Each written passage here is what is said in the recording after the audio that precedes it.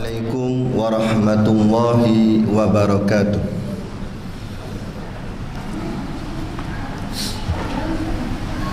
Ila hadrati sayyidina wa habibina wa syafi'ina Muhammadin sallallahu alaihi wasallam wa ila arwahi abaihi wa ikhwanihi minal anbiya'i wal mursalin salawatullahi wassalamuhu alaihi wa alaihim ajma'in wa ala ali kulli wa sahabati wal qarabati wa tabi'in wa tabi'in bi ihsanin ila yaumiddin wa ila arwahi walidina wa muallimina wa dhawi huquqi alaina ajma'in. Syai'un lillahi lahumul fatihah. Bismillahirrahmanirrahim. Alhamdulillahi rabbil alamin. Arrahmanir rahim. Maliki yaumiddin. Iyyaka na'budu wa iyyaka nasta'in. Ihdinas siratal mustaqim. Siratal ladzina an'amta 'alaihim ghairil maghdubi 'alaihim waladdallin.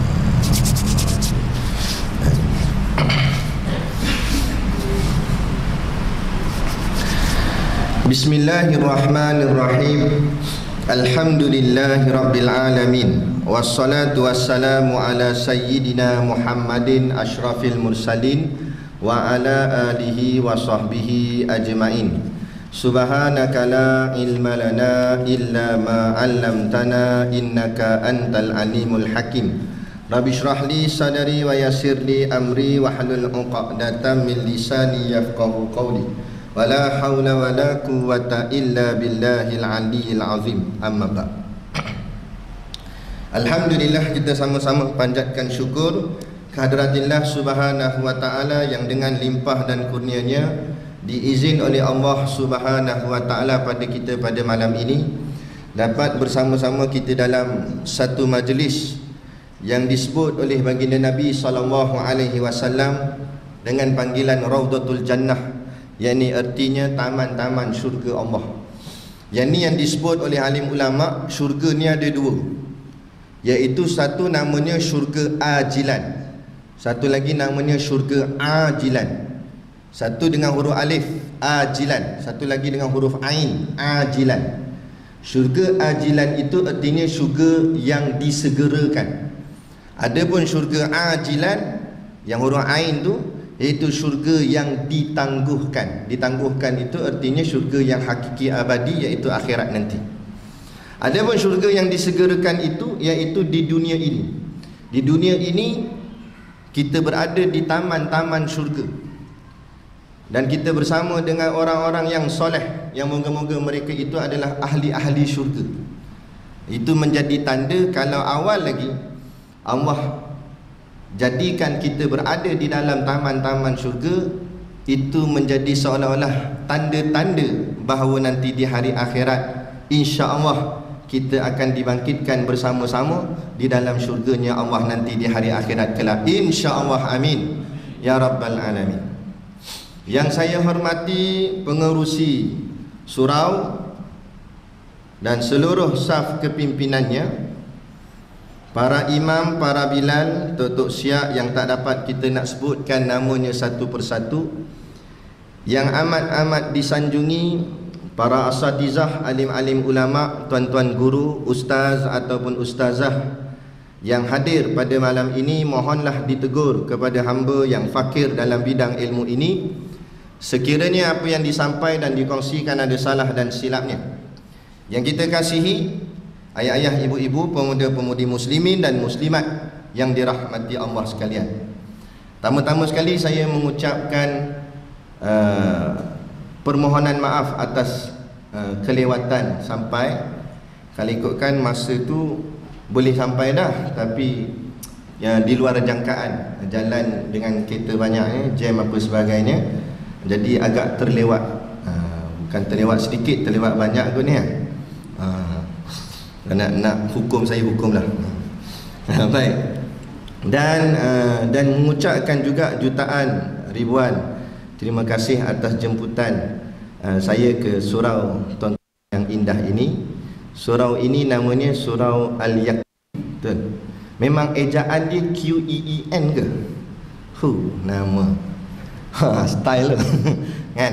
Tu surah Al-Yakin. InsyaAllah orang-orang ni semua yakin-yakin belaga. Dan malam ni juga agak nervous kerana ada 5 kamera tembak muka saya hari ni. Dah macam nak macam menteri dah pula kan. Nak berucap. Baik. Jadi malam ni tajuk yang diberikan kepada saya iaitu jiwa yang tenang.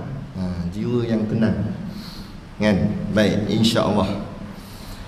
Pertama sekali kita nak kena faham jiwa tu apa dia.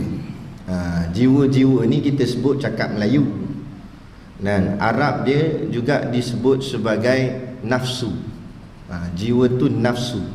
Nafsu tu makna diri kita lah. Kalau baca dalam kitab Minhajul Abidin karangan Al-Imam Al-Ghazali rahimahullah, dia ada banyak nama tapi dia sama.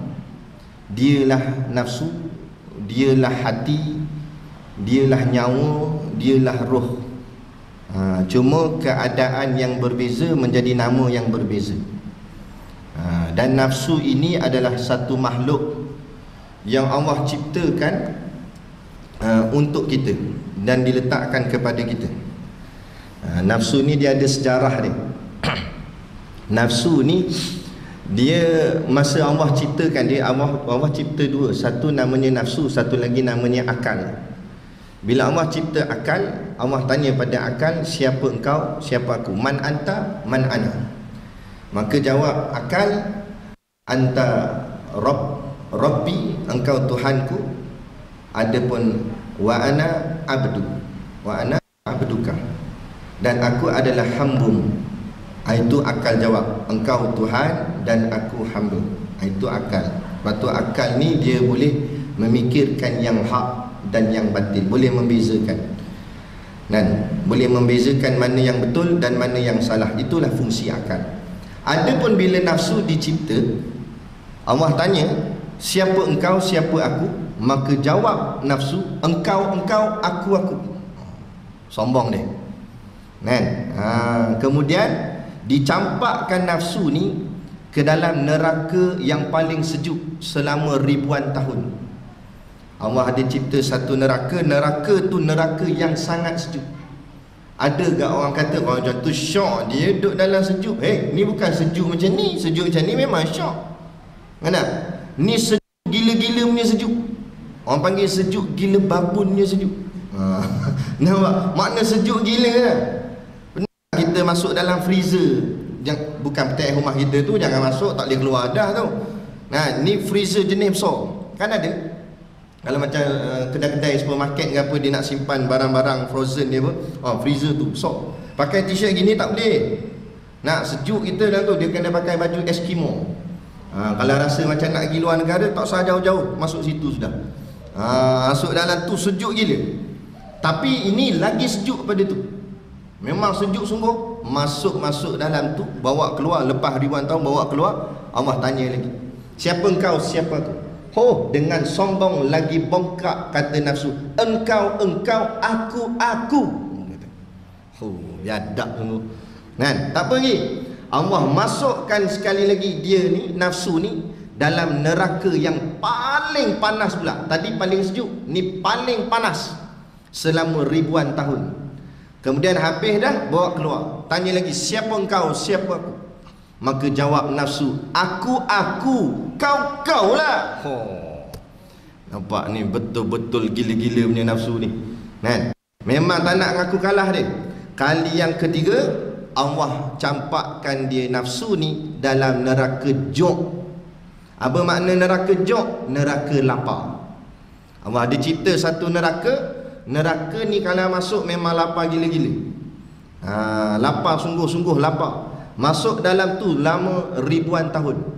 Dibawa keluar, ditanya pada neraka, ditanya pada nafsu, siapa engkau, siapa aku? Maka dengan tiba-tiba nafsu tunduk dan berkata, engkau Tuhanku, aku hambamu. Baru dia kalah. Maka daripada hadis inilah kata ulama, nafsu ditundukkan dengan berlapar. Iaitulah sebab itulah disyariatkan ke atas kita ni berpuasa. Bila berpuasa tu nafsu kita jadi lemah. Dia tak ada kekuatan. Sebab itulah di bulan Ramadan kita boleh semayang tarawih 20 rakaat. Paling-paling tidak pun 8. Cuba malam ni pergi buat 20 boleh? Jadi kita semayang isyak kan. Lepas habis semayang isyak, Tok Imam pusing belakang kata, "Pas ni kita buat solat hajat lah." "Baik-baik, insya-Allah," mau belakang kata. "Tapi kita buat 20 rakaat dah."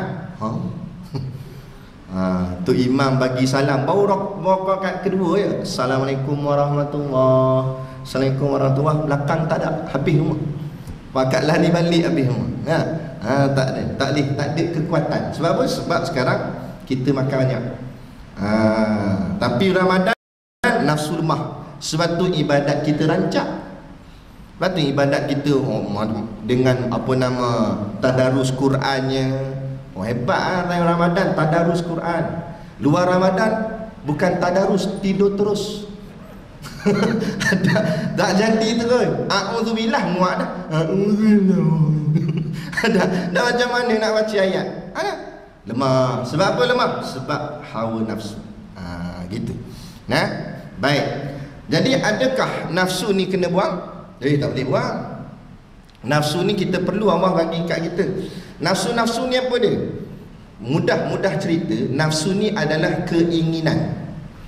Bila kita ada keinginan sesuatu, itulah namanya nafsu. Sama ada keinginan dalam bentuk perkara baik atau keinginan dalam bentuk perkara tak baik. Nafsu jugalah tu. Keinginan nak makan, nafsu. Keinginan nak datang surau dengar kuliah, nafsu juga. Apa jua yang berbentuk keinginan, itulah datangnya daripada yang disebut sebagai nafsu. Itu dia.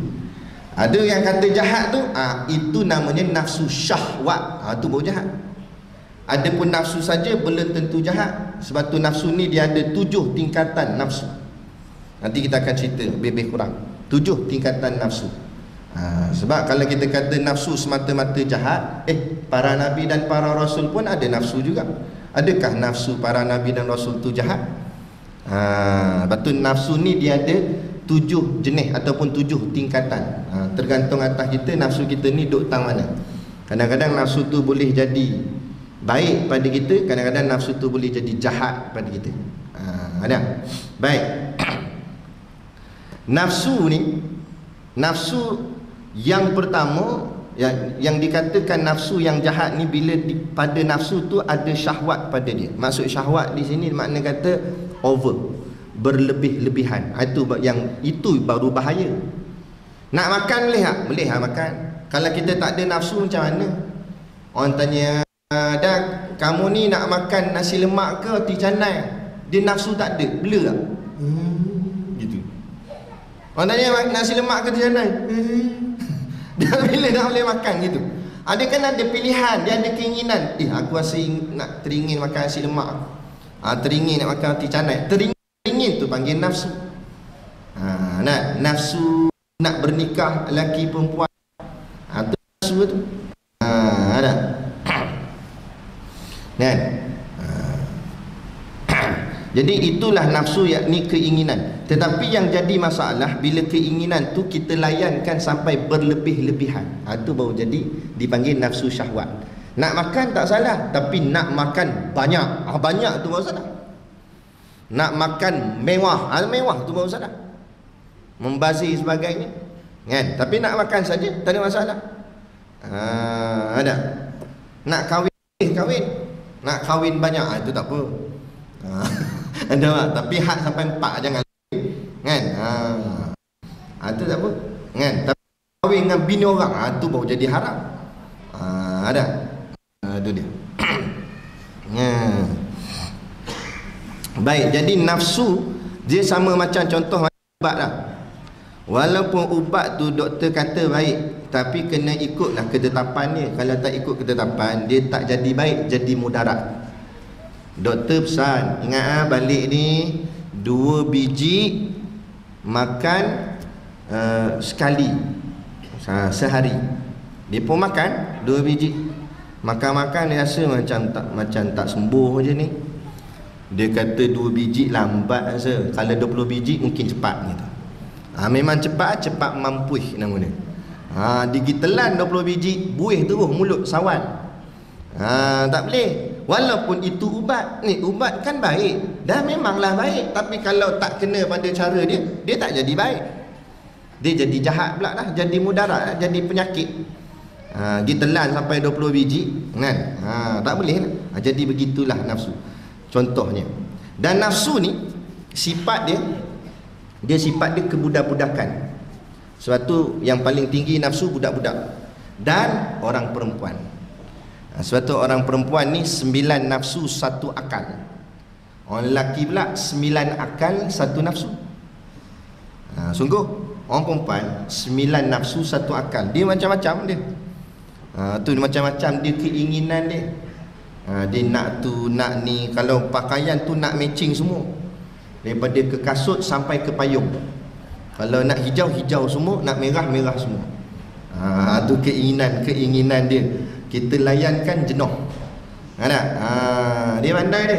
Lalu depan kedai spare part tak ada apa, tapi lalu kedai mah tengok buat cabut selipar, buat tergolek tiba depan tu. Dia kata, bang, kedai emas.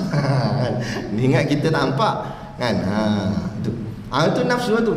Macam budak-budak agak, budak-budak kan. Dia jalan. Sebab tu tuan-tuan tengok kedai-kedai biasa ni orang tukang kedai dia akan letak mainan-mainan budak depan kedai. Berah-berah di bawah belakang, minyak masak bawah belakang. Tapi mainan budak di bawah depan, bola, Ultraman, pistol semua bawah depan. Apa? Itu tarikan. Biasanya family datang bawa dengan anak budak. Bila jalan budak tu tengok Ultraman, dia nampak macam mana? Dia mula jalan-jalan tiba kerah. Kita pun pal. Tengok anak kita sangkut situ. Tengok. Ayah tu ada pistol. Kan? Kita kata kan, itu dah beli dah. Itu kan beli dah. Tahu, tapi ni dia panjang sikit. Mula panjang sikit lah, pendek sikit lah, lagi power lah. Mula. Kadang-kadang kan bila kita marah, tak mau. Dah tanya je. Tanya je. Dia nak tu. Ada. Kadang-kadang dia pegang. Kita kata apa tu? Nak beli? Tak, pegang je. Tapi pegang je diikut sampai kat cashier. Kenapa pegang sampai sini? Tak nak tahu harga berapa. Ada mainan dia. Tu budak-budak. Budak-budak tu nafsu tu. Kalau kita layan, habis kita. Duit pun habis. Kalau kita tak layan, dia membentak. Mula hentak kaki situ, nangis. Wah. Kita jadi malu. Dia macam tu lah nafsu. Sebab tu disebut innan nafsa la ammaratu bisu. Sesungguhnya nafsu itu mengheret kita kepada kejahatan. Allah sebut dalam Quran mengheret. Maksud mengheret ni bukan sekaligus pergi, dia pelan-pelan tarik. Itu kerja nafsu. Ni beza nafsu dengan iblis. Iblis ni hasutan dia drastik, berubah tu kan. Tapi dia sentak kita sekali je. Kita tolak, tak ada dah, dia belah gitu kan. Dia bisik kat telinga ya. Dia kata bangun subuh-subuh pagi. Dia bisik kat telinga kita, tidurlah wahai permaisuriku. Kita pun layan. Lepas tu dia bagi kita mimpi jadi YB. Dengan bawa beg James Bond bagai. Dia kata mimpilah. Ni kita tidur. Tu kadang malaikat datang bisik kat telinga kita pula belah kanan. Bangun nanti terlepas solat subuh berjemaah, luput fadilat besar tu.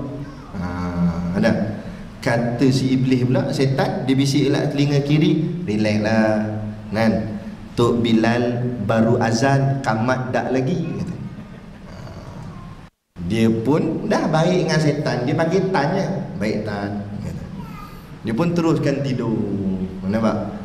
Lepas tu malaikat tak putus asa. Malaikat ni namanya malaikat mulhim, kata guru kami. Malaikat mulhim ni tugas dia bagi ilham kat kita. Yang kita datang ilham nak buat benda baik tu, itulah malaikat mulhim. Ada seorang syekh pula kata itulah qarin kita, yang suka duduk berdamping dengan kita. Bila kita nak buat benda baik, dia bagi tukang nasihat. Dia kata bagus lah, buat lah. Jadi dia bisik lagi, dia kata bangun dah, nanti terlepas tak dapat takbir bersama imam. Tu azan dah tu. Tok Bilal azan dah pula. Kan? Lepas tu Tok Bilal qamat dah pula, Tok Imam dah naik. Kita pun baru nak bangun, dia kata lah, Tok Imam baru angkat takbir, Fatihah tak baca lagi. Dan lagi dia kata. Dia pun ya tak ya, ya tan, dia kata. Tidur lagi. Kan? Tidur lagi. Malaikat tak putus asa, 3 kali dia datang. Dia kata bangunlah, nanti terlepas ni rakaat ni rugi. Memanglah sah, masbuk pun sah, tapi kurang fadilat, rugi sangat, pahala besar Allah nak bagi ni. Baru nak bangun, setan kata relax bro. Hari ni kan pagi Jumaat, Tok Imam baca surah Sajadah. Sujud sajadah pun belum lagi kata. Lagi dia tarik selimut. Nak tarik lagi, tarik selimut. Sebab itulah kalau disebut lelaki Islam namanya muslimin. Betul? Lelaki Islam. Kalau perempuan Islam namanya muslimat. Tapi kalau jenis balok liat nak bangun subuh namanya muslimut. Sebab dia geng selimut. Tak boleh nak bangkit. Itu masalah. Ni terikut. Ikut itu iblis. Tapi kalau kita lawan dia terus bangun, iblis tak kacau dah tu. Dia dah belah gitu je. Tapi main dengan nafsu jaga. Dia tak belah sebab dia duduk dengan kita. Innan nafsa la amaratu bisu. Dia tak kisah kita bangun tadi, bangun dah. Tapi dia buat slow. Dia kata relax lah, pelan-pelan lah. Bukan dia sekat kita terus pergi ke masjid, dia tak sekat. Tapi dia bagi kita pergi, tapi buat pelan-pelan, buat lambat-lambat. Tu yang menong dalam bilik air tu, dia tengok pilih tengok dia. Bila kata cepat oi ambil wuduk. Dia tengok menong situ. Ada kan? Betul tak? Yang gelak tu selalu buat lah tu. Ada kan? Tu contoh. Tu main dengan nafsu ni. Sebab tu nafsu ni jangan kita layan. Layan menjadi-jadi. Macam budak-budak layan jadi-jadi. Kata tak boleh, menangis melolak-lolak kau. Habis macam mana nak buat? Kena sentak lah. Ayah kata tak boleh, tak faham bahasa ke? Pergi balik. Baru budak tu balik. Macam tu lah nafsu. Dilayan, dia boleh leret. Kena hantar dia. Aku kata tak mau, aku nak bangun subuh. Cakap gitu. Bau dia cegah. Tapi jangan cakap kau kuat depan orang, nanti orang kata ni gila ke apa, marah siapa dia ni. Tiba-tiba pula kan. Gitu. Baik. Nafsu ni dia ada 7 tingkatan. Yang pertama namanya nafsu amarah. Sekarang ni kita nak tajuk kita jiwa yang tenang. Jadi jiwa yang mana? Nafsu ni jiwa lah, tapi jiwa yang mana yang dikatakan tenang? Yang pertama namanya nafsu amarah ataupun jiwa amarah lah. Nafsu amarah ni nafsu yang paling rendah, ni paling jahat sekali. Nafsu jenis ni dia langsung tak segan buat maksiat. Ni banyak dekat Facebook, TikTok. TikTok. Buka kamus Arab, tik tu mana bodoh, tok pun bodoh, bodoh, 2 kali bodoh. Sebab memang banyak yang buat video dalam tu jenis buat perangai video bodoh-bodoh. Yang elok-elok lah, yang buat kuliah agama apa semua, share hadis, itu bagus, tak ada masalah. Tapi yang pelik-pelik ni, ada satu tu dia jalan, dia mula diri elok-elok, lepas tu masuk lagu tu. Ke benda aku ingat cacat ke benda.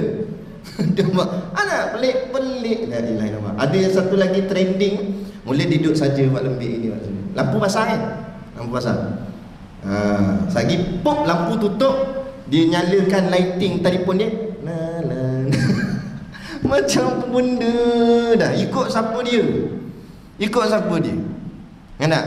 Ada Rasulullah ajar gitu, ada ulama kita ajar gitu. Kita ni ikut je apa orang buat. Orang kafir buat, ikut je. Tu Nabi kata tu, umat Islam akhir zaman akan ikut puak-puak kafir ni sejengkal demi sejengkal, sahasta demi sahasta, sampai ke lubang bewak pun akan ikut. Ni kenapa Nabi sebut lubang bewak? Itu sebagai bentuk kiasan, bukan masuk sungguh lubang bewak. Gila apa masuk lubang bewak tu?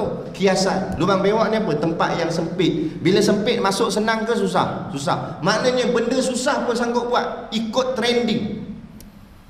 Nak lubang bewak ni lagi apa? Kotor ke bersih? Kotor. Benda kotor pun sanggup buat asalkan trending. Ni penyakit umat akhir zaman. Buat benda memalukan diri ke apa. Sebab apa? Sebab dia nampak boleh buat duit. Memang sekarang ni buat video, dia ada satu kerjaya baru. Nama dia YouTuber. Dia tak payah pergi pejabat, tak payah pergi apa semua, duduk buat video pelik-pelik. Kalau buat video agama tak apa, ni buat video pelik-pelik. Kadang-kadang ada yang setengah tu buat video pasal diri dia. Pergi mana? Pergi pasar, rakam, berak pun rakam. La ilaha illallah, habis. Tapi yang pelik, netizen pun suka juga. Itu sama-sama bodoh tu. Suka juga dah. Jadi rating tinggi tu. Bila rating tinggi mula, syarikat-syarikat ni bayar. Dia YouTube bayar, apa semua bayar. Sekarang tak payah gaduh lah. Penat-penat je pergi ngaji universiti 3-4 tahun, keluar kerja dengan orang juga, gaji 3-4 ribu baru. Kalau buat video pelik-pelik ni 40 ribu boleh sampai sebulan. Baik buat video pelik-pelik. Ini dah jadi. Kalau macam tu lah dah jadi kita punya kebiasaan, agak-agak tamadun manusia ni jadi macam ni. Lembu tengok kita pun geleng kepala. Bodoh. Lembu tiba-tiba rasa cerdik lagi dia. Dia kata aku tak buat macam tu. Betul lah. Ada lembu buat gitu. Padahal lembu pergi sekolah pun tidak. Yang dia pergi sekolah tapi bodoh daripada lembu lagi. Tu habis. Ini namanya nafsu amarah. Bukan maksud amarah tu dia suka marah dah.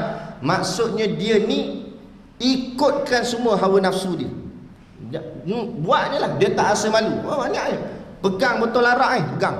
Buat gambar profile picture dalam Facebook. Nama Islam. Fi akhiri zaman la yabqa minal Islam illa ismuhu, kata Nabi. Pada akhir zaman tidak ada yang tinggal daripada umat Islam itu melainkan tinggal nama saja. Nama je Islam. Perangai jauh daripada Islam. Nampak? Jauh. Ni satu masalah tak kira lah, Selangor tak Selangor sebut juga. Melanggar akidah, langgar agama tak kira sebut juga. Bon odori. Itu bercanggah tu.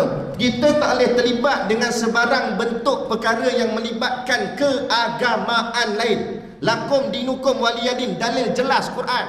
Nak bawa mana ayat tu? Bagi kamu agama kamu, bagi kami agama kami. Dia nak buat tak apa, terpulang lah. Dia nak buat, biar dia buat. Yang kita nak pergi join tu buat benda. Kalau perayaan tu bukan perayaan agama tapi perayaan bangsa sahaja, itu tak apa. Bangsa sahaja tak ada masalah sebab bangsa bukan agama. Cina, India, Melayu, itu bukan agama. Cina bangsa, India bangsa, Melayu bangsa. Lepas tu kita kata kita hidup majmuk bersatu padu antara bangsa Cina, Melayu dan India. Boleh? Tak ada masalah. Itu yang tertubuh ni CIMB tu, tahu? Cina, India, Melayu bersatu. Boleh, tak ada masalah sebab sudut bangsa. Tapi kita kata kita bersatu dari sudut Hindu, Buddha, Islam dan Kristian, tak boleh, hukumnya haram. Sebab kalimah la ilaha illallah nak buat mana? La ilah ni menafikan segala-galanya. Tak ada Tuhan. Bila tak ada Tuhan, Jesus bukan Tuhan, dewa bukan Tuhan, nak kira boh, datang apa pun, semua bukan Tuhan. Illallah, hanya Allah Tuhan. Bila hanya Allah Tuhan, Mutusami punya Tuhan siapa dia? Allah ke? Acong, Allah ke? Tuhan Dajjal, Allah ke? Tuhan Iblis, Allah ke? Semua Tuhan adalah Allah. Sebab mana ada Tuhan lain? Dan tu kenapa mereka tak sembah Allah? Itu masalah dia. Itulah namanya kafir. Kafir ni bahasa Arab, terjemah Melayu maknanya tutup. Lepas tu orang putih ni bukan cerdik sangat, kita yang pulun sangat ikut ke dia. Orang putih ni bodoh. Dia tak ada bahasa nak kata tutup tu apa. Tahu tak? Dia tak ada bahasa nak kata tutup tu apa. Dia tengok Arab. Sebab tu bahasa Arab antara bahasa yang tertua. Dia tengok Arab kata kafir. Kafir tu makna tutup. Lama-lama tapi dia tak mengaji Iqra, jadi tak pandai nak sebut sangat fa tu. Jadi dia sebut cover.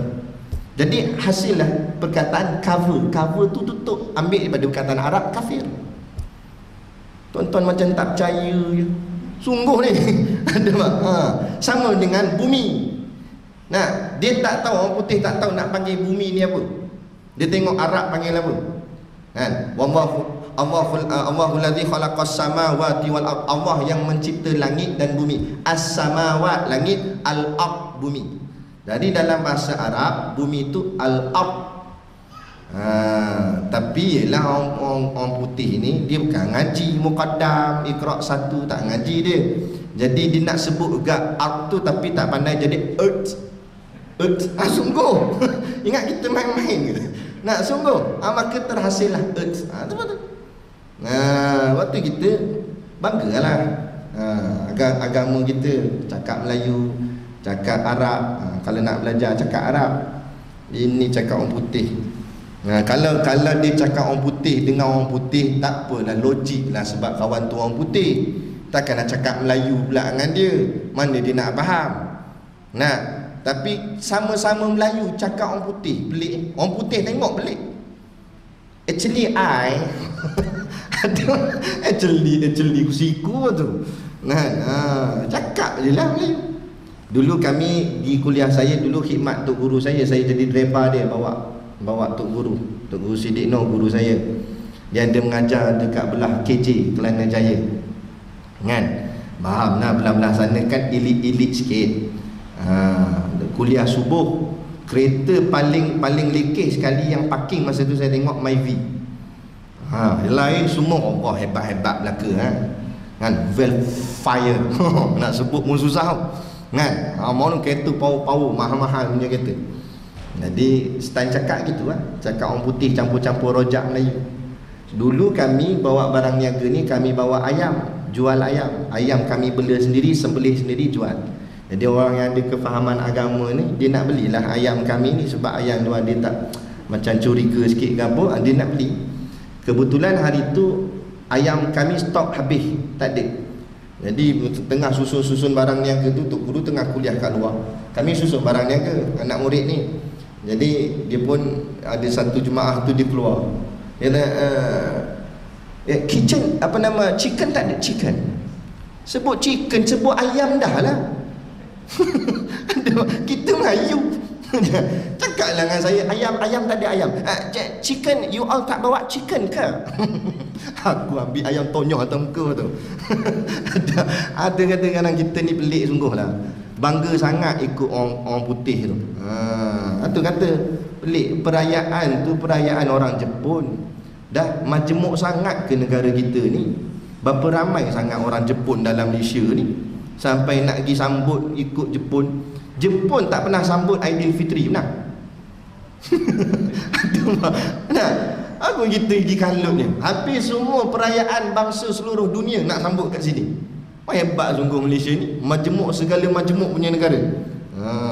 Habis jadi macam tu. Habis kita takut benda ni. Mula-mula memanglah benda ni mungkin nampak apa nama, mungkin nampak tak besar mana bagi kita setengah orang.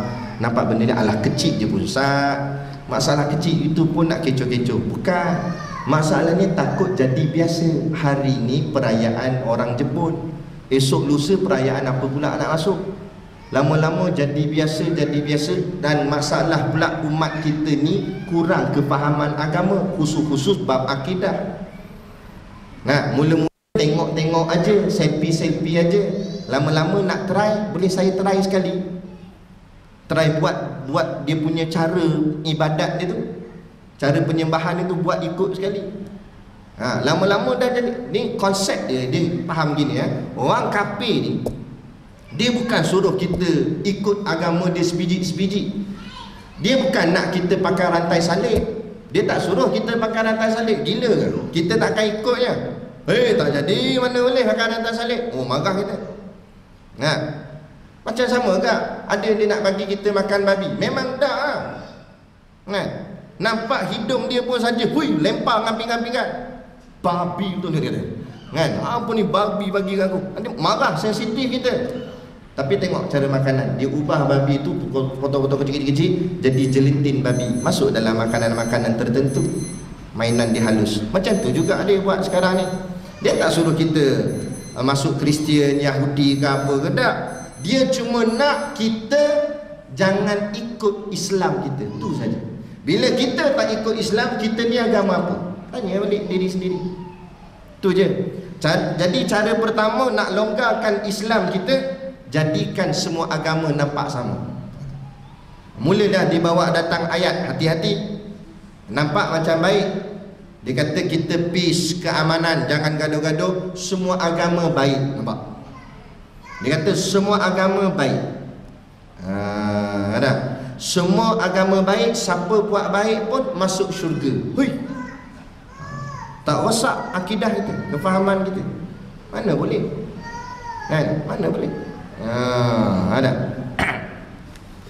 Lepas tu kita kena faham sungguh-sungguh. Inilah masalah yang paling berat, iaitu namanya nafsu amarah. Dia tak ada segan nak buat maksiat, dan dia tak rasa menyesal langsung buat maksiat.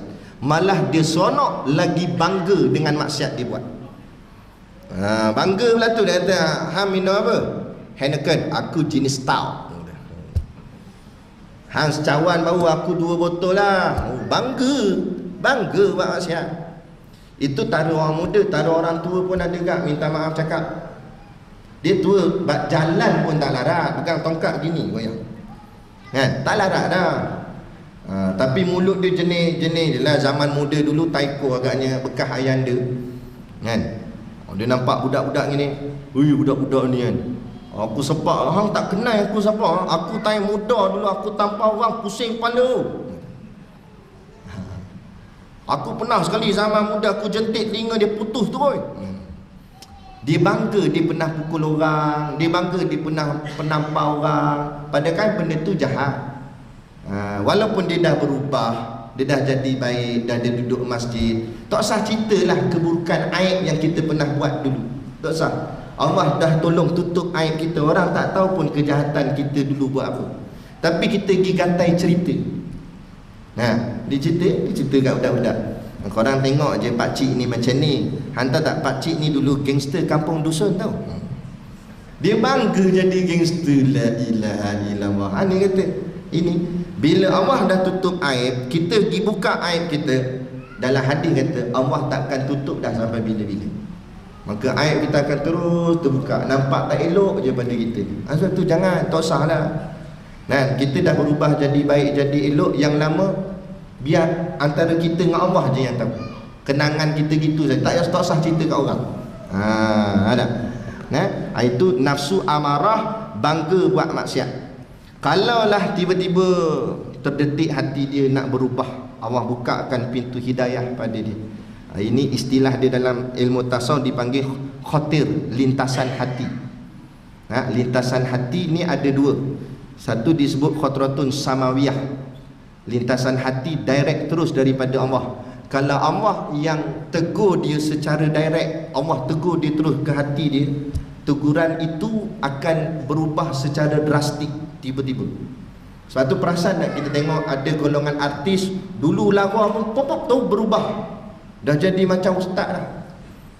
Ni zaman dia ni tuan-tuan. Kata guru kami, sebelum Allah terbalikkan bumi ni, maksud terbalik bumi ni kiamat lah. Bumi terbalik, habis huru-hara, gunung ganang berkecai-kecai apa semua ni. Sebelum Allah terbalikkan bumi ni, Allah akan terbalikkan isi dalam bumi tu. Apa dia Allah terbalikkan isi dalam bumi? Contoh macam mana? Lelaki nak jadi perempuan, kan terbalik. Kan ada tak? Lelaki nak jadi perempuan, perempuan nak jadi lelaki, balik. Ustaz nak jadi artis, ustaz lah kalut berlakon lah, menyanyi lah. Padahal tugas dia dakwah. Dah baca kitab, bagi pemahaman ilmu. Dah kalut dia nak berlakon, nak menyanyi. Artis pula nak jadi ustaz. Tengok berapa ramai hijrah. Artis pula nak berceramah, berkuliah. Kan? Antara tu yang dah meninggal dah pun. Apa orang panggil tu? Ali setan. Sampai melekat nama dia. Tapi baik tak setan dah dia, baik. Berubah tu pakai dengan jubah putih, dengan serban putih, janggut putih. Loh, macam tok guru tu kan. Kita tengok Allah bersih muka. Tu berubah. Tu tanda-tanda. Tengok, negara kafir mula ikut-ikut cara Islam. Tengok itu di UK, takbir raya dekat tengah-tengah bandar UK, kat London. Negara Islam pula tiru-tiru cara kafir. Tengok negara Islam, UAE, Abu Dhabi, joget. Nak pakai apa nama dedah aurat apa semua. Oh tak jadi. Arab Saudi lebih kurang tak? Ngang konsert bagai. Ada habis dah. Habis. Ni bila nampak dah tanda-tanda tu ada banyak dah semua jadi terbalik, jaga. Sama gak ni? Dulu yang meriah kuliah-kuliah agama, ceramah-ceramah agama ni di mana? Di kampung-kampung. Betul tak? Di masjid kampung, surau kampung, bersepah selipar. Si ada jual kacang depan tu. Kan? Budak-budak pula nampak pantang, nampak selipar banyak, main baling selipar. Tu imam balik selipar tinggal sebelah. Ada dulu di kampung-kampung. Lah ni kampung ni ya, tengok kipah lagi banyak daripada jemaah. Sungguh. Saya datang ni pada Beruah, belah kampung kat tu. Masjid besar, orang tak ada sangat. Sungguh, tak ada mana sangat. Di jemaah mana tak tahu, jemaah kedai kopi ke mana tak tahu. Main dam haji, aku makan kau, aku makan. Jadi malaikat mau makan dia betul. Ada. Tapi di belah bandar pula jadi. Negeri Selangor tak silap saya pernah mencatat negeri yang paling banyak majlis ilmu. Bersaing-saing dengan Pulau Pinang. Pada dua-dua negeri ni, negeri yang orang cakap apa, pesat membangun lah. Dari sudut bandar-bandar dia tu jarang nak cari kampung, ada kan, tapi tak banyak dah. Banyaknya rumah taman, bangunan-bangunan. Tapi hidup. Malah majlis ilmu bukan di surau masjid, di pejabat pun ada kuliah. Tak puas kuliah di surau masjid, dipanggil pula ustaz mengajar di pejabat. Mengajar di rumah-rumah orang pun ada tak?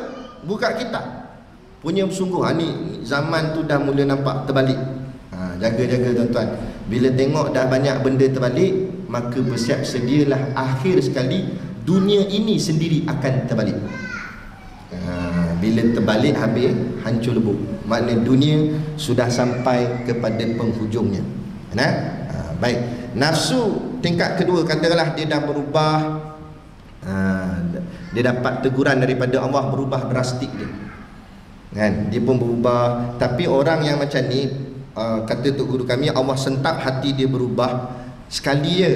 Jadi lepas dia berubah, dia kena cari pembimbing, kena cari guru. Kalau dia tak jumpa guru, dia akan patah balik ke perangai lama balik. Jadi tuan-tuan, manalah tuan-tuan dulu mungkin lawa ke apa, sekarang tiba-tiba terdetik hati tu, tu dah sudah lah. Lama mana aku nak lawa, lama mana aku nak buat perangai tak elok. Aku pun koi tua dah ni, duduk masjid surau lah, dengan kuliah mengaji agama gitu gini. Kadang kita nak berubah. Itu kadang-kadang datang teguran tu terus daripada Allah sentak hati kita. Tapi syarat dia, kita kena cari guru untuk bimbing kita. Kalau tidak, di situ jadi bahaya. Sekarang pula kita berada di zaman yang penuh dengan fitnah. Dalam nak mencari agama pun fitnah, simpangnya banyak. Kalau tak kena cara, kita tersalah ikut Syiah ke, Ayah Pin ke, mampu. Apa nama Rasul Melayu pun ada kat Selangor kan, Rasul Melayu. Dahsyat Selangor ni. Kuat nak mengaji sampai jadi Rasul. Dia kata Nabi Muhammad tu Rasul orang Arab. Ini kita punya Rasul Melayu. Saya dah jumpa Rasul saya, makcik tu. Bangga pula. Ada kita tengok, alamak. Orang gila Tanjung Rambutan, ada dekat Tanjung Rambutan tu tiba-tiba rasa jadi waras. Dia kata, siapa gila? Dekat aku ke dia? Kan? Allahu Akbar. Inilah sebab kejahilan mudah ditipu oleh orang. Jadi itu pertama. Yang kedua namanya nafsu lawamah. Nafsu lawamah ni dia dah ada kesedaran. Dia timbul rasa sedar. Dia rasa bersalah. Allah, silap akulah, dia kata. Dia ngaku dia silap. Aku minum arak, Allahu Akbar. Contoh. Kan? Ataupun dia terbuat benda salah, tak kira lah buat maksiat apa, zina ke apa ke, dia terbuat. Tapi sebabkan perbuatan tu dah macam jadi tabiat, nak tinggalkan tu berat, payah. Nak tinggalkan tu payah. Dia dah biasa tikam nombor ekor, tikam-tikam tak kena, insaf sekejap. Sebab tak kena, Astaghfirullahaladzim, Astaghfirullahaladzim, sebab tak kena, cuba kena. Ada sekali tu di jalan-jalan, ada ceramah. Nombor kereta ustaz ni macam juga. Dia ambil nombor plate kereta saya. Ada ni atul lawamah tu. Dia sedar dia buat salah, tetapi nak tinggalkan tu masih lagi berat. Dia tak ada kekuatan. Dia asyik terbuat lagi. Dia taubat, terbuat lagi. Taubat, terbuat lagi. Dia kata, aku silap lah, duduk silap-silap, esok buat lagi. Itu namanya nafsu lawamah. Ada kena buat macam mana? Kena mujahadah lagi. Pergi mengaji kuliah, kena zikir banyak. Kena belajar kefahaman agama untuk bentuk hati tu, untuk betulkan nafsu tu. Sampailah akhirnya Allah berikan dia kekuatan naik tingkat yang ketiga. Nama nafsu tu nafsu mulhamah. Nafsu mulhamah. Nafsu mulhamah ni macam mana pula? Dia dah ada kekuatan mengubah diri dia. Tapi sekali-sekali terkona juga. Dia dah baik dah, bagus dah. Datang masjid dah. Kalah tu imam, serban dia 2 ekor turun. Orang ikat 1 ekor je keluar dah. Dia sampai 2. Kuat dah. Kayu sugi celah telinga ni gini.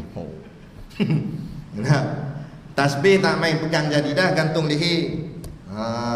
Nunjukkan ni, bagus dia ni. Tapi sekali-sekali kemak gigak. Tikam juga ni. Sungguh. Ada satu masjid tu saya mengajar. Datang-datang AJK dia nyending-nyending dia saya. Dia kata, ustaz, malam ni ustaz bantai bab judi.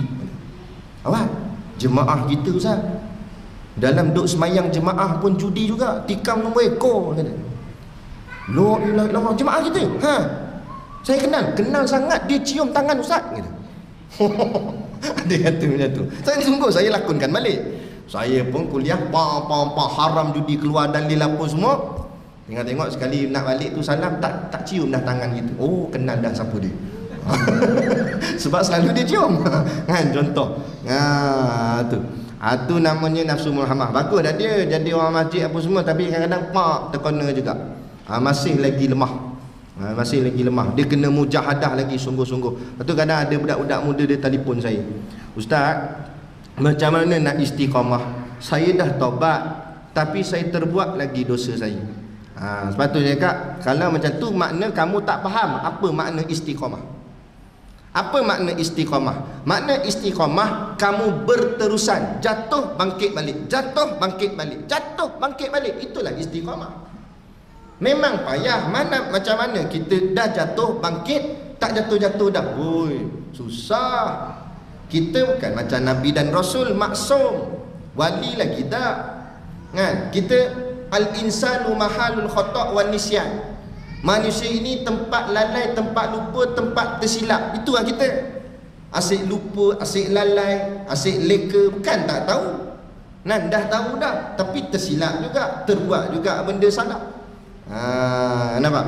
Sebab apa? Lemahnya kita, lemahnya iman. Habis macam mana nak buat?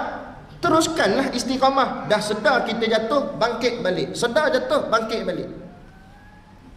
Sebab tu kita kena mendampingi alim ulama, majlis ilmu ni, taman-taman syurga apa semua, kita kena dekat. Sekurang-kurang bila kita buat salah, kita dengar nasihat-nasihat agama, tersentuh hati, baru kita kata, Allah betul juga, silap aku. Barulah dia direction tu dia akan betulkan balik. Jalan kita tersasar, dia betulkan balik. Macam kita ikut GPS lah. Saya datang sini ikut GPS Waze, kan? Dia kata turn right, kita masuk kanan. Kalau dia kata turn right, kita masuk kiri. Dia kata wrong way, kita buat bodoh. Wrong way bodoh. Dia marah tu, dia bengang. Pusing balik dia kata. Kan?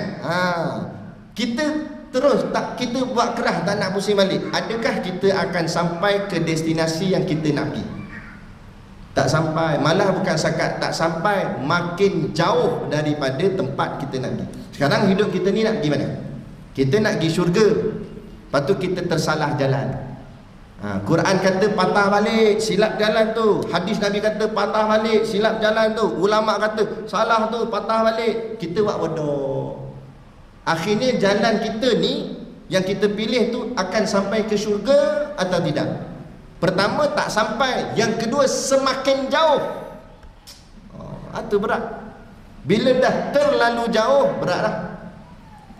Kita ni kalau terjadi jahat pun jangan sampai hati mati. Jangan sampai hati mati. Sebab hati bila mati tak terkesan apa pun bila orang nasihat pada dia. Malah dia boleh lawan balik pula sebab dia sombong. Orang tegur dia tak kena ni, kena pula yang tegur tu budak. Dia semayang, dia orang tua dah semayang, angkat takbir buat malas. Gitu. Tapi kalau salam orang bagi duit kau main. Angkat takbir gini malas. Jadi ada budak ngaji pasti belakang. Bila nak balik tu dia tegur, pakcik, ustaz saya ajar kalau angkat takbir macam ni, bukan macam ni pakcik. Oh, dia terus melenting lah. Hang makan garam dulu ke aku makan garam dulu? Dia main buah garam. Nampak? Kita beli garam sekilo bagi kat dia. Nak sangat garam. Ni boleh tak? Tak boleh tegur. Betul lah, kita rasa macam malu lah sebab yang tegur tu budak. Tapi apa dia cakap betul ke tak betul? Betul. Paling-paling tidak pun kalau kita terasa hati, Allah budak tegur aku, paling-paling tidak diam. Yelah belah gitu je lah. Jangan kita king marah budak tu. Tapi sebab ego sombong, hati mati, tak boleh dengar nasihat orang. Pandai nak cakap. Tu hati mati tu. Hati mati ni Allah tak boleh kesan. Jadi rosak. Ada satu cerita tu tok guru kami cerita, kawan dia jatuh motor, motor himpak tangan. Bila himpak tangan jadi darah beku dalam ni, tak berjalan darah. Dia tanya kawan-kawan macam mana nak buat Kawan dia pesan, ambil batu tungku tu, hang panggil apa? Tuang. Panahkan dulu, lepas tu hang tuang dia. Lama-lama darah tu pecahlah, jalanlah balik. Oh gitu gitu. Dia balik buat. Tapi dia ni jenis penyegan, balok liat. Tahu balok liat sini? Orang Perak kata balok liat ni pemalas gila kan. Jadi dia ni panggil bini dia, Jah, pergi panah batu, aku nak tuang ni, kawan aku kata ni nak bagi darah jalan ni kena tuang batu. Bini solehah, baik bang, gimana? Dah siap bang batu, letak kat tangan aku ni. Dia letak. Kawan kata tuang masuk apa? Angkat, letak, angkat. Dia punya pemalas letak aja. Letak tidur. Lepas tu terjaga. Bau hangit. Bau hangit apa kata. Jah, panggil bini dia. Masak apa dapur sampai hangit bau ni? Tak masak apa bang. Lepas tu bau hangit. Tu daging abang kata. Tangan dia hangit. Kenapa dia tak rasa sakit? Sebab sudah kulitnya mati, dagingnya mati. Daging mati tak terasa. Begitu juga kata ulama, bila hati dah mati, cakaplah apa pun, dia buat bodoh itu. Pandai cakap ustaz ni kata. Boleh. Dia tak terkesan. Tu payah jenis. Sebab tu kita kalau terjahat sekalipun, jangan sampai hati tu mati, tak boleh dengar nasihat dah. Kita silap tak apa, orang tegur, kita betulkan balik. Tu kau minta maaf nanti saya betul balik lah. Terima kasih tegur saya. Okey lah. Ni nak buat sombong gitu. Tu nafsu, jangan sampai nafsu mengawal kita. Inilah nafsu amarah, lawamah dan mulhamah. Tiga-tiga nafsu ni tidak selamat, tidak ada jaminan boleh lepas daripada azab api neraka. Nafsu amarah paling awal sekali lah masuk neraka. Lawamah dengan mulhamah CP. Kena masuk gak kena azab sebab dia dosa banyak. Yang selamat ini baru masuk tajuk kita 9-10 kan. Maknanya kita akan habis kat pukul 12 boleh? Sebab baru masuk. Jadi yang selamat ni paling rendah sekali, tingkat yang keempat, nama dia nafsu mutmainnah. Inilah nama dia, nafsu mutmainnah. Ya ayyatuhan nafsul mutmainnah, irji'i ila rabbiki radiyatan mardiyah, fadkhuli fi ibadi wadkhuli jannati. Wahai orang yang mempunyai nafsu mutmainnah, irji'i ila rabbiki radiyatan mardiyah, kembalilah kepada Tuhanmu yang engkau redha atas segala nikmat yang dia berikan kepadamu. Fadkhuli fi ibadi, dan masuklah dalam kumpulan hamba-hambaku yang berbahagia. wadkhuli jannati, dan masuklah ke dalam syurga. Ni. Sebab tu nafsu mutmainnah barulah boleh masuk syurga dan selamat daripada azab api neraka. Nafsu mutmainnah ialah nafsu yang tenang, atau jiwa yang tenang. Nafsu yang tenang, jiwa yang tenang. Jenis nafsu mutmainnah ni, dia sudah tak terjerumus dirinya dalam kelembah kemaksiatan, malah dia merasa jijik dengan maksiat. Habis macam mana kita nak buat? Macam mana kita nak sampai kepada nafsu mutmainnah? Pertama, segala dosa kita kena ada menyesal. Apa pernah kita buat dulu-dulu? Menyesal dulu. Menyesal ni bukan cakap kami menyesal. Dah, kena menyesal ini perasaan dalam hati. Maknanya menginsafi. Maksud menyesal, kita takkan cerita dah dan kita rasa malu dengan keburukan yang kita buat. Ada. Kita malu. Aib jahat kita buat ni, kita kena anggap dia aib, benda yang kotor, jijik. Contoh. Kalau kita tercirit, kita nak cerita kat orang tak? Kita dengar kuliah ni, angguk punya syok punya dah. Lepas makan kenduri apa tak tahu kan, perut tadi petang dah bunyi eok dah kan. Dengar kuliah angguk belakang pop, alamak, rasa melekat basah je ni. Tapi dia pandai. Dia tak nak bagi orang sangka dia awal lagi buat apa ni supaya orang tak tuduh dia. Tapi macam mana nak bangun kan? Dia pun pelan-pelan keluar gitu. Dia tak cerita kat orang. Sebab apa? Sebab dia tahu itu benda memalukan, aib diri dia. Ada ke orang tercirit, lepas tu pergi depan ambil mic, saya tercirit je? Bodoh ke apa? Ada. Macam itulah juga kita bila buat salah dan dosa, kita menyesal sungguh dosa kita buat, dan kita tak ada rasa bangga langsung dengan kesalahan kita buat.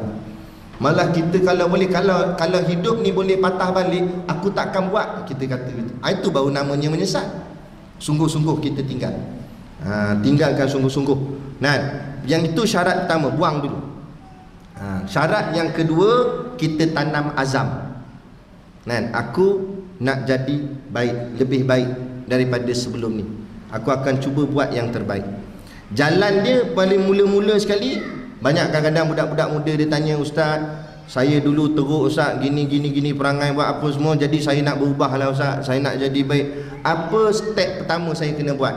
Dalam kitab-kitab tasawuf, antaranya Minhajul Abidin, Imam Ghazali pesan, peringkat pertama iaitulah ilmu. Pergi mengaji, dekati majlis ilmu. Orang buat kuliah agama, kita hadir. Tak bawa kitab tak apa, dengar dulu. Lama-lama kita akan merasai kelazatan ilmu tu. Sonok lah gitu. Bila dah rasa lazat tu, dah rasa sedap, mulalah kita pelan-pelan lah beli kitab apa semua, ikuti kuliah. Mula kita akan makin lama makin kenal ramai-ramai tok-tok guru alim ulama. Mula kita ikut kuliah sana kuliah sini. Itu dia dah merasai kelazatan. Dia sebenarnya, tuan-tuan, ayah ibu yang dirahmati Allah sekalian, barang-barang akhirat ni, dia sebenarnya barang-barangnya barang lazat. Sebenarnya lazat ni maknanya sedap. Tetapi kenapa kita tak rasa sedap? Kenapa dengan kuliah rasa macam nak cepat je habis?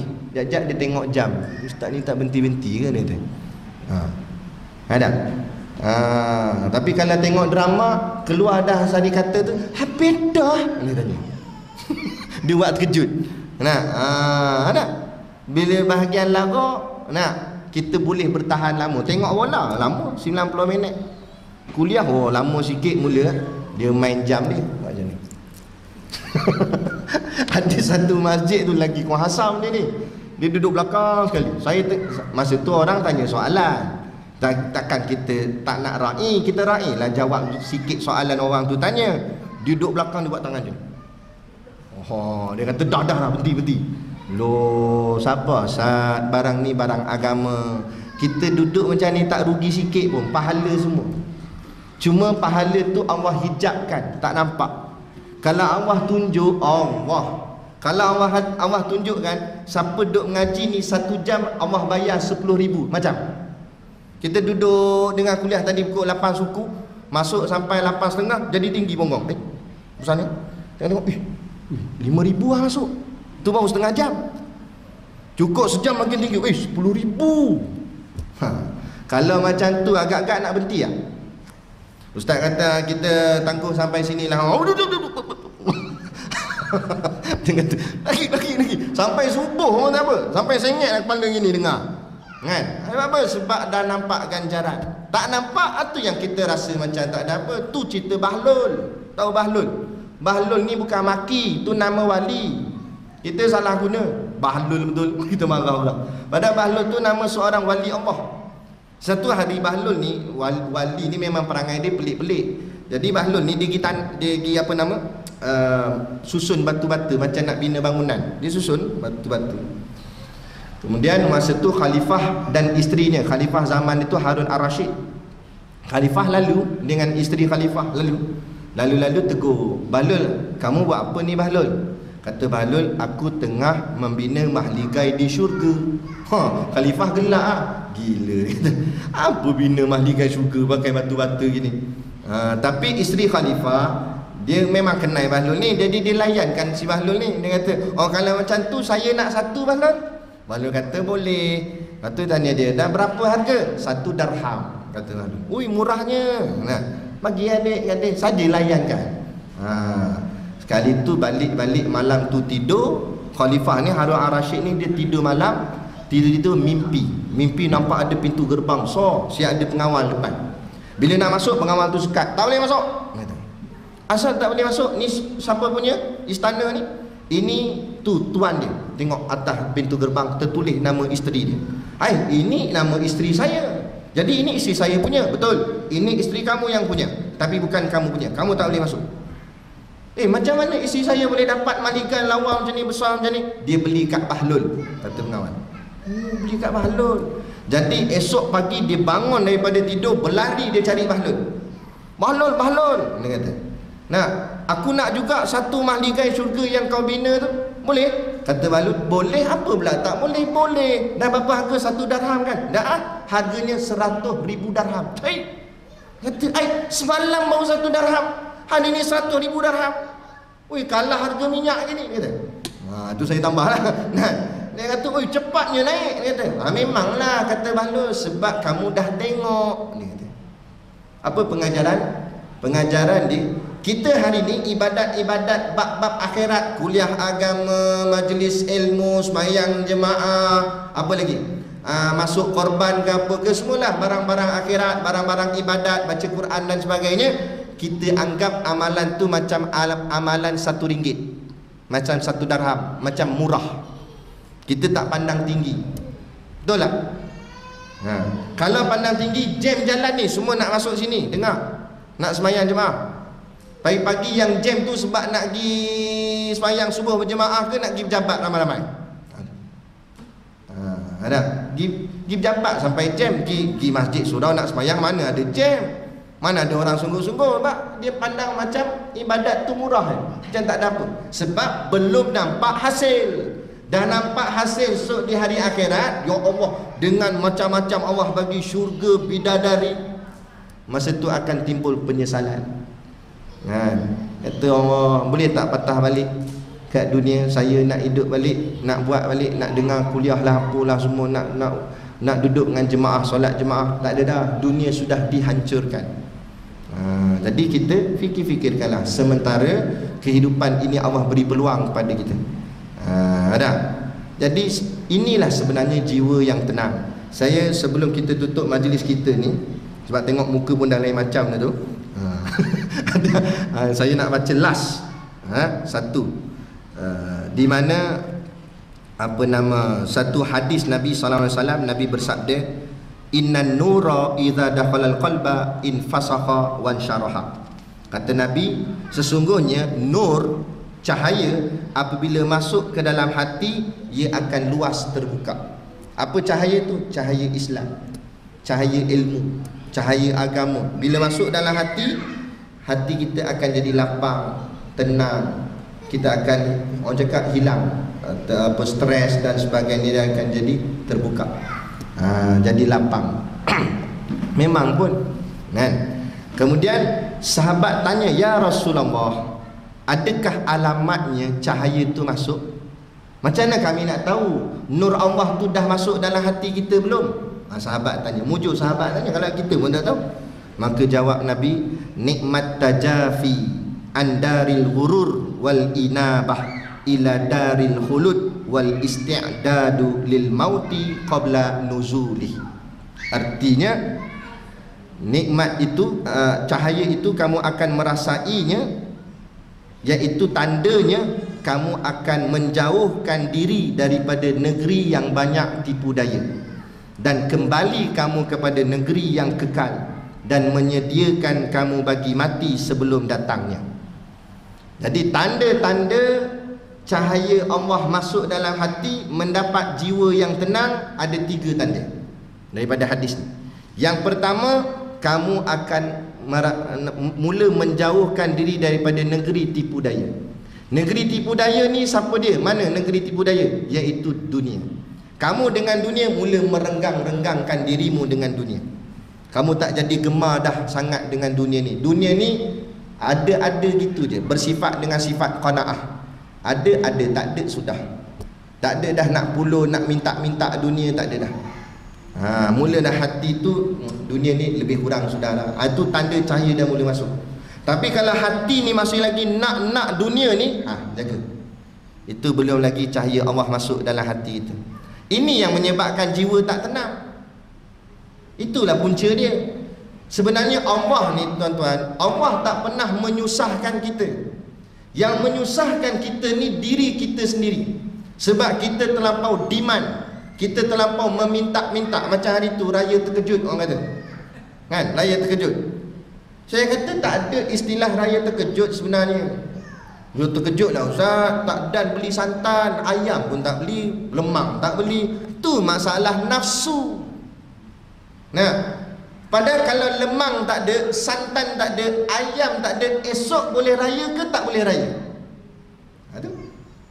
Tapi permintaan kita nak raya mesti ada ayam, mesti ada lemang, mesti ada gini. Mesti tukar langsir, mesti tu. Habis benda dia nak tukar. Kan?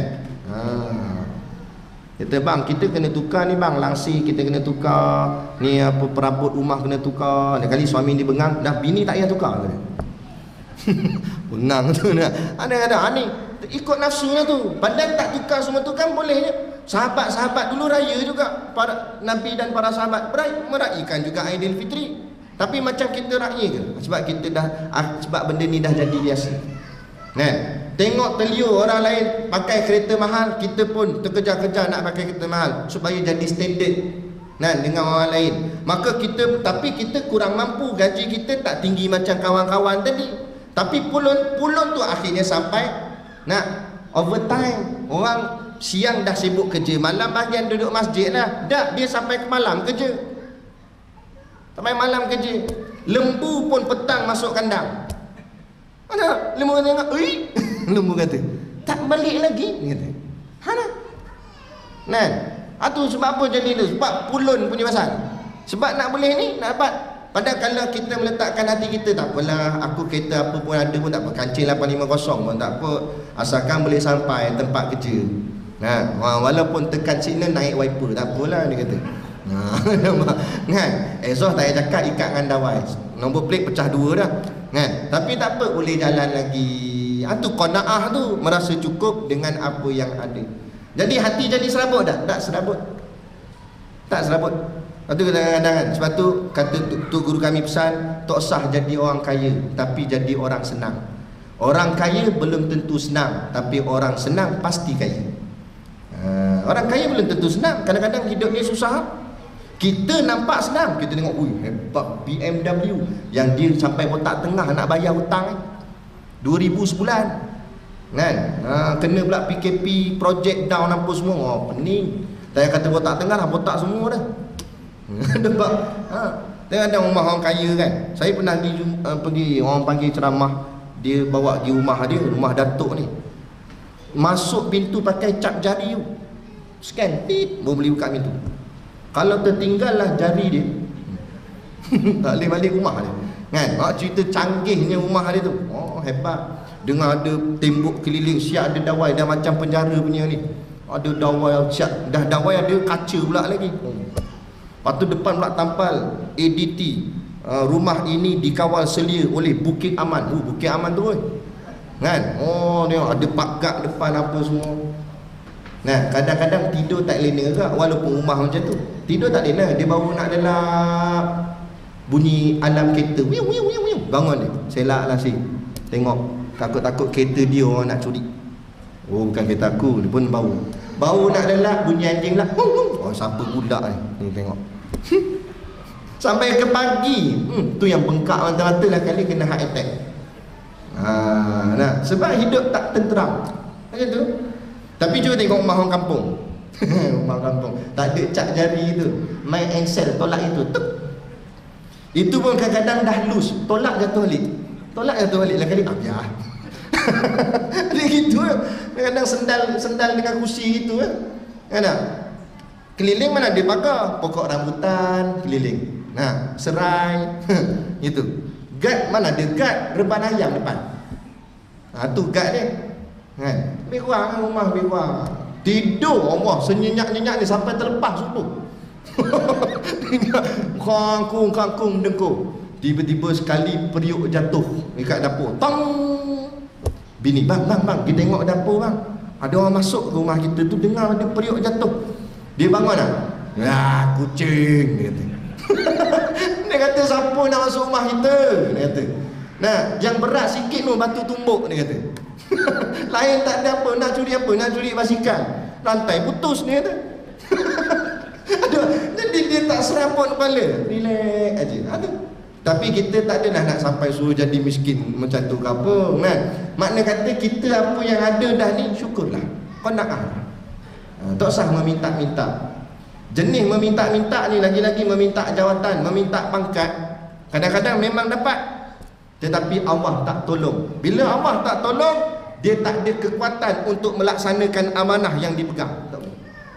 Akhirnya jadi bebanan kepada dia, menyusahkan dia, stres. Itulah punca stres. Jadi kita buat kerja macam biasa. Kalau dah sampai masa memang kita kerja jujur baik, Allah sendiri akan gerakkan hati bos kita, majikan kita untuk naikkan pangkat kita. Tak apalah. Bila kita dipilih sendiri, bukan kita yang minta, Allah akan berikan kekuatan pada kita untuk Allah cakap menjalankan amanah yang telah dipikulkan atas kita. Itu cara dia. Kita buat kerja kita sudah. Apa kita ada cukuplah. Jangan berlebih-lebih. Orang kata apa? Ukur baju badan sendiri. Kita ada duit RM10, makan cara RM10. Kan? Habis kurang itu. Ni duit RM10 nak makan cara RM50. Itu masalah. Akhirnya jadi sesak. Akhirnya jadilah pulun nak cari mana tak tahu. Sekali stres kepala. Nah, niaga pula untung tak dapat. Mulalah. Itu yang jadi punca jiwa tidak tenang. Maka jiwa tenang kembali pada Allah. Syarat pertama, berlonggarlah dengan dunia. Jangan ketat. Orang kalau tanpa ketat dengan dunia macam ni dunia ketat gini. Bayangkan saat berpisah dengan dunia. Sebab tu mati, bahasa Melayu kita panggil meninggal dunia. Saat nak meninggalkan dunia tu agak-agak macam ni kalau ketat sangat jadi. Oh, itu yang perit, itu yang akhirnya matinya sakit sesangat-sangat. Sebab nak berpisah. Macam orang pakai baju ketat, dia bukan pakai baju adik dia, baju baby siapa dia pakai, ketat sangat. Agak-agak nak buka macam mana. Sekali bila payah nak buka, sentak, koyak gitu. Macam tu cabut nyawa, ketat, malaikat maut tarik itu. Oh, wah, menjerit. Saya duk sebut malaikat maut takut kan dia datang sungguh. Ada kan? Nak cerita. Ada. Tapi kalau kita dengan dunia berlonggar-longgar, ni kita, ni dunia. Ada tak? Bukan suruh buang dunia, sagi pakat ramai-ramai jual rumah tidur kat masjid. Nah, bukan suruh buang dunia, ni kita, ni dunia. Tapi letak. Itu kata ulama, dunia letak di tangan, jangan buh di hati. Ada tak ada sudah. Bahagian akhirat, bahagian Allah buh di hati. Tak boleh tak ada, kena ada. Itu. Nah, jadi dunia kita tak gini. Bila tak gini, saat nak pisah senang tak? Senang. Sangat senang sebab dia letak aje. Kan? Macam orang pakai baju longgar, dia dengan dunia longgar-longgar je, pakai baju besar. Bahagian collar ni empat kepala boleh lepas. Tangan tak payah kata, dengan punggung boleh lepas bahagian lengan. Mana besarnya baju. Saat nak cabut senang tak? Senang, sekali jalan kat situ. Nah, orang dengan dunia berenggang ni mati Allah gitu. Ni last. Ni betul-betul lah macam gini. Tadi lah. Ni betul-betul lah. Datang jauh, raih lah sikit. Ada suatu orang ni cerita benar ni, tok guru saya cerita zaman dia mengaji pondok dulu. Dia ada kenal satu orang pak cik ni, mungkin pak cik ni wali Allah agaknya. Sebab dia ni pelik sikit perangai dia. Jadi pak cik ni dia kuat semayang. Asal kalau kita datang rumah dia dengar Allahu Akbar, kita kena celah-celah dengar dia bagi salam, Assalamualaikum. Baru dia Waalaikumsalam. Kalau dia ada semayang ni kan. Jadi tok guru saya masa dia mula-mula mengaji, dia kerja sambil mengaji pondok. Sabtu Ahad baru dia pergi ngaji pondok. Hari lain dia pergi kerja. Mula-mula, lepas tu baru dia berhenti kerja masuk pondok terus. Tapi macam tu lah, berjinak-jinak. Akhirnya dia buat dia tu lah. Bila hari cuti-cuti dia pergi. Dia pergi ngaji pondok. Dia pergi dengan kawan dia 2 orang. Tapi sebelum nak sampai pondok tu, dia singgah rumah seorang pakcik ni yang kenalan dia lah, kira macam pak saudara pada kawan dia ni. Pergi lah. Gigi, Assalamualaikum, salam. Tengok rumah uzur, rumah tiang sengit, bumbung bocor. Rumah tak lawa lah, kira rumah macam orang susah. Jadi kawan tok guru saya ni dia ngusik lah. Dia kata, oh ni yang dalam kitab sebut zuhud ni lah dia lah. Pakcik tu kata, tak, ni bukan zuhud. Dia kata, tapi ni je yang aku ada. Dia kata, ada hidup atas dunia bukan lama mana. Dia kata, boleh lah nak tompang teduh tak kena hujan. Dia kata, tak apalah, borak-borak. Minggu depan datang pula, tiap-tiap minggu datang. Minggu depan datang pula. Kali ni datang, rumah dia cantik. Nak yang sengit dah tegak tiangnya, bumbung tak ada bocor dah, siap cat dah. Lawa rumah. Hai. Kan saja musik dia lagi pakcik tu. Hai pakcik, ni lah yang dikatakan berubah-ubah ya. Dulu zuhud lah, ni tak zuhud. Saja dia ngusik pakcik tu. Pakcik tu kata, tak, bukan macam tu. Gini dia kata. Nah, aku buat lawa-lawa ni sebab aku takut lah, malaikat maut tak nak datang kat rumah aku. Sebab marin sudah diambil orang belah ni, kan? Lepas tu pula dia pergi ambil orang sebelah sini. Dia lalu tengah ni, dia tak singgah rumah aku, dia kata. Mungkin sebab rumah aku buruk agaknya, dia kata. Itu yang aku buat bagi lawa. Mana tahu minggu depan dia ambil aku. Hui, mati dia boleh cakap macam tu. Kata, mana tahu minggu depan malaikat maut tu datang ambil aku. Kalau dia datang, aku nak sambut dia kat tangga ni. Dia tunjuk tangga. Minggu depan datang pula tok guru saya dengan kawan dia. Assalamualaikum, tak jawab. Assalamualaikum, tak jawab. Jiran sebelah datang, pakcik datang. Jadi pakcik ni memang kami tiap-tiap minggu datang ziarah dia. Dia tak ada dah. Tak ada. Meninggal dah. Meninggal. Bila meninggal? Marin. Sungguh macam dia cakap. Tengok kat tangga tu ada kesan van jenazah. Tayar van jenazah. Dia kata kalau dia mai, aku nak sambut dia kat tangga ni. Sungguh kat situ. Nampak? Tu kata. Apa pengajaran daripada cerita ni? Jangan lawakan sangat rumah, nanti malaikat maut datang dalam rumah. Tapi nak ceritanya, beginilah orang yang dah bersedia menghadapi Tuhannya. Sebab apa? Sebab jiwanya tenang. Dunia ni dia tak heran dah. Kita masih lagi ada kecintaan terhadap dunia. Itu yang menyebabkan kita jadi takut nak menghadapi kematian. Ada orang dunia ni, lantak gedelah, dunia ni fana, dunia ni menyusahkan aku, baik aku bertemu Tuhanku. Maka ada satu hadis dalam kitab Jauharul Mahbub, dia kata, al-mautu jisrun habib ilal habib. Mati itu jambatan kekasih bertemu kekasih. Orang yang mengasihi Allah, Allah mengasihi dia. Titik pertemuan mereka ini adalah al-maut, yakni kematian. Bukanlah kita nak suruh kita nak minta mati cepat, tak. Tapi makna kata bila kita dah betul-betul bersihkan hati kita, kita jadi bersedia. Ya Allah, bila-bilalah engkau ambil nyawaku, ambillah dalam keadaan aku tunduk betul-betul padamu. Dia dah bersedia. Sebab hatinya sudah tenang, jiwanya dah tenang. Ni ayat. Ya ayatuhan nafsul mutmainnah irji'i ila rabbiki radiyatan mardiyah. Kata Nabi, wahai Abu Bakar, dia kata kat sana Abu Bakar, wahai Abu Bakar, kamu dengar ayat ni betul-betul. Saat kematianmu, ayat ini akan dibacakan kepadamu. Sehingga dalam sirah sebut, dalam kitab tafsir cerita, saat Saidina Abu Bakar nak dikebumikan, tiba-tiba keluar satu suara baca ayat ni.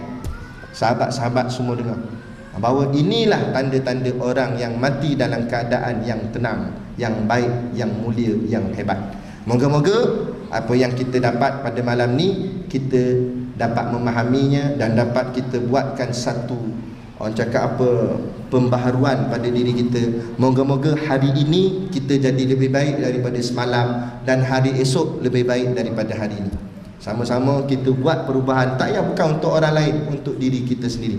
Sebab kita semua kullu nafsin dha'iqatul maut. Semua kita pasti akan merasai mati. Tak boleh lari daripada mati.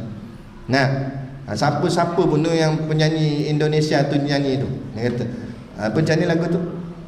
Orang kaya mati, orang miskin mati, raja-raja mati, rakyat biasa mati. Semua mati. Kan? Kalau dia tak sedar juga, tukar mati kepada mampus. Baru dia sedar sikit. Orang kaya mampus, orang miskin tak faham-faham. Padahal sama je makna dia. Tapi pedih sikit.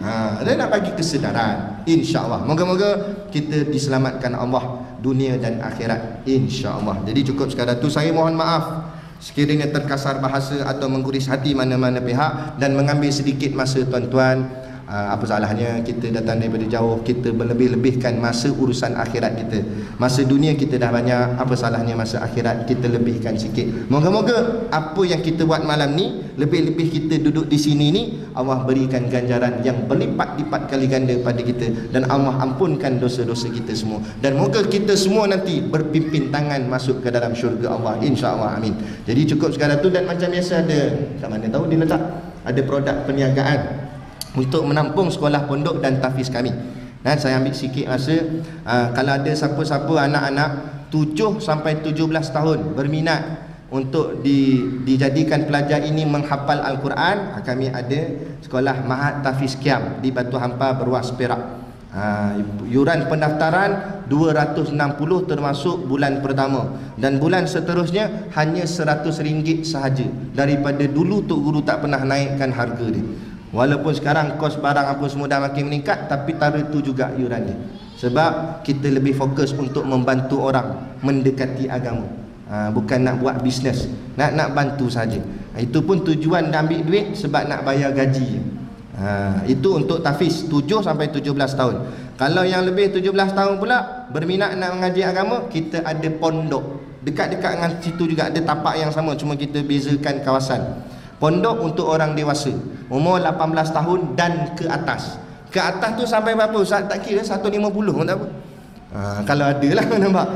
Tapi biar sehat, jangan sampai merangkak gitu. Susah pula lagi kan. Jadi, dan pondok pula percuma, tak ada sebarang bayaran. Tahfiz tadi bayar sebab kita ada warden nak jaga budak-budak. Budak-budak kena jaga, tak jaga habis lingkup kan tak? Jadi kena ada tukang jaga, bila ada tukang jadi kita kena bayar upah lah dia. Sebab tu kita kutip yuran. Ada pun pondok dewasa tak payah jaga dah. Takkan pondok nak kena ketuk ketampi, rotan apa benda kan. Jadi pondok pandai-pandai sendirilah kan. Janji datang nak mengaji apa semua kita ada. Pondok kalau tahfiz kita main dia hafal Quran lah. Di samping kita ajar ilmu-ilmu fardu ain, kitab-kitab kecil, kitab-kitab nipis. Adapun di pondok, Tok Guru sendiri mengajar kitab-kitab besar, kitab-kitab Jawi, kitab Arab dan sebagainya. Siapa nak mengaji, tak ada masalah, insya-Allah. Pondok percuma. Semua percuma, tak ada yuran pendaftaran, tak ada yuran bulanan pun tak ada. Cuma makan minum sendirilah. Tapi tak perlu risau sebab orang duk infak. Beras kami menimbun sampai ke siling dalam stor, orang duk bagi. Sampai saya terpaksa cakap jangan bagi beras dah, nak bagi benda lain, minyak masak ke telur ke apa. Sebab ni orang duk infak. Hari ni pun kita tengok kesedaran terhadap pemahaman agama semakin meningkat. Jadi orang duk infak tak pernah putus, alhamdulillah. Jadi sumber makanan insya-Allah ada, cuma kena masak sendirilah yuk. Takkan kami mengajar nak kami masak tolong suap tu nak mampu namanya. Tu kena survive sendirilah, berdikari. Jadi insya-Allah kalau ada siapa anak-anak Selangor yang berminat, dialu-alukan. Untuk makluman, sebenarnya saya pun anak Selangor. Saya lahir di Gombak dan membesar di Shah Alam, Alam Megah, Seksyen 28. Orang panggil Haikom kan. Dan sekarang mak saya menetap di desa pinggiran Putra, bersebelahan dengan Putrajaya. Tu. Tapi mak saya ada di Sabah, jadi kalau balik rumah pun tak ada siapa gak. Ada adik je lah. Jadi ni sebenarnya saya balik ke negeri asal saya sendiri. Tapi saya berhijrah ke Perak untuk mencari ilmu agama, mengaji pondok. Dan akhirnya kahwin dengan orang Perak, jadilah orang Perak yuk kecoh yuk. Tapi Rick Giant tetap di hati. Jangan risau. Jadi cukup sekadar tu pada malam ni yang dapat kita kongsikan. Moga-moga saya mengambil masa ni nak mohon maaf lah. Moga-moga perkenalan kita ini membawa sampai kepada syurga, insya-Allah. Jadi cukup sekadar tu. Wabillahi taufiq wal hidayah. Wassalamualaikum warahmatullahi wabarakatuh. A'udzu billahi minasyaitonir rajim. Bismillahirrahmanirrahim. Alhamdulillahirabbil alamin wassalatu wassalamu ala sayyidina Muhammadin asyrafil mursalin wa ala alihi wa sahbihi ajmain. Allahumma taqabbal minna salatana wa du'aana innaka antas samiul alim wa tub alaina innaka antat tawwabur rahim. Allahumma ja'al dinana dinan nabi Muhammadin sallallahu alaihi wasallam wa islamana islamal muslimin wa imanana imanal mu'minin wa salatana salatal khashiin wa a'malana a'malas salihin wa niyatana niyatal mukhlisin wa dhunubana ya Allah dhunubal mustaghfirin wa hayatana hayatal ulama wa mautana bimauti syuhada wa dikhinal jannata ma'al anbiya'i alaihimus salatu wassalam. Rabbana atina fid dunya hasanah wa fil akhirati hasanah wa qina adzabannar wa qina adzabannar wa qina adzabannar wa sallallahu ala khairi khalqihi sayyidina Muhammadin wa ala alihi wa sahbihi wa sallam. Subhana rabbika rabbil izzati amma yasifun wa salamun alal mursalin walhamdulillahi rabbil alamin. Amin ya rabbal alamin. Taqabbalallahu minna wa minkum.